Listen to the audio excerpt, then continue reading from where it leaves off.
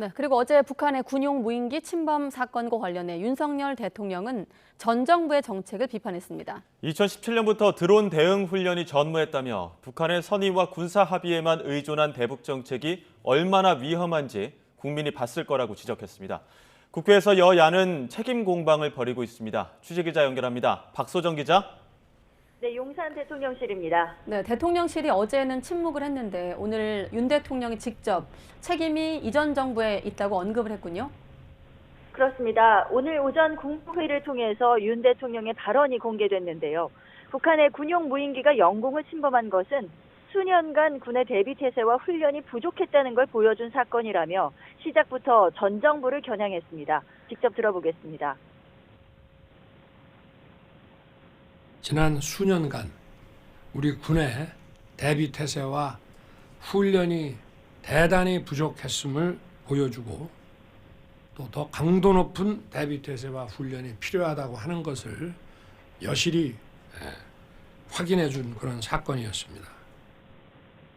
그러면서 윤 대통령은 2017년부터 드론 관련 대응 훈련이 전무했다 이렇게 지적했습니다.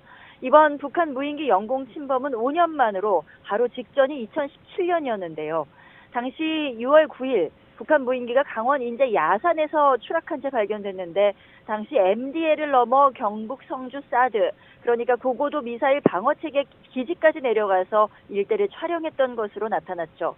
이 사건을 언급하면서 전 정부의 대북 정책을 작심하고 거듭 비판했습니다. 들어보시죠. 훈련은 아주 전무했다고 하는 것을 보면 참 이런 북한의 선의와 군사 합의에만 의존한 대북 정책이 얼마나 위험한 것인지 우리 국민들께서 잘 보셨을 거라고 생각합니다.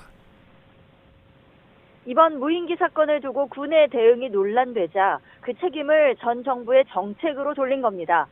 윤 대통령은 이어 북한의 주요 군사시설을 감시 정찰할 드론 부대 창설을 계획하고 있었는데 어제 사건을 계기로 드론 부대 설치를 앞당기겠다고 말했습니다. 또 드론을 최첨단으로 스텔스화하겠다는 계획도 내놨습니다. 그러면서 야당도 비판했는데요. 군용 무인기 도발에 대한 내년도 대응 전력 예산이 국회에서 50%나 삭감됐다고 언급한 겁니다.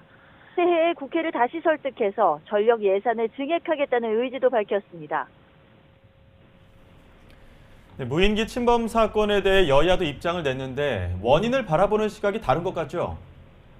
그렇습니다. 국민의힘 주호영 원내대표는 민가 지역까지 무인기가 내려온 데 대한 국민의 불안감이 이루 말할 수 없다면서 우리가 철저히 당한 것 같다고 평가했습니다. 8년 전부터 이런 침범이 있었는데 왜 대비를 못했는지 철저히 검열해야 한다고도 강조했습니다. 적의 무인기가 서울 중심까지 아무 제재 없이 날아온 것 자체가 너무 충격적입니다. 국방은 단 한순간의 실수나 한 텀의 빈틈도 있어서는 되지 않습니다. 주 원내대표는 또 합참 관계자들에게 무인기 관련 보고를 받았는데 대통령실 내용 자체가 없었다면서 대통령실의 촬영 가능성은 부인했습니다.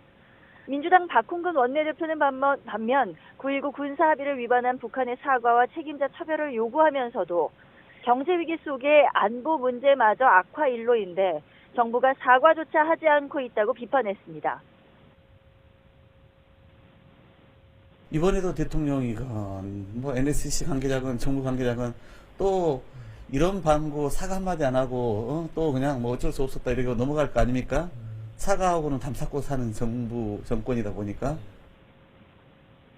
이어 민주당 국방위 소속 의원들이 긴급 회견을 열고 우리 영공이 뚫린 사실마저 전 정권 탓이라고 말하는 것이 책임 있는 국군 통수권자의 자세냐고 반문하면서 안보 무능 그 자체라고 비난했습니다. 안보에 큰 구멍이 났는데 대통령실은 NSC조차 열지 않았다고 꼬집었습니다. 국회는 내일 오후 국방위원회에서 국방부로부터 무인기 침투와 관련한 보고를 받을 예정인데 책임 소재를 둘러싼 난타전이 예상됩니다. 지금까지 용산 대통령실에서 YTN 박소정입니다.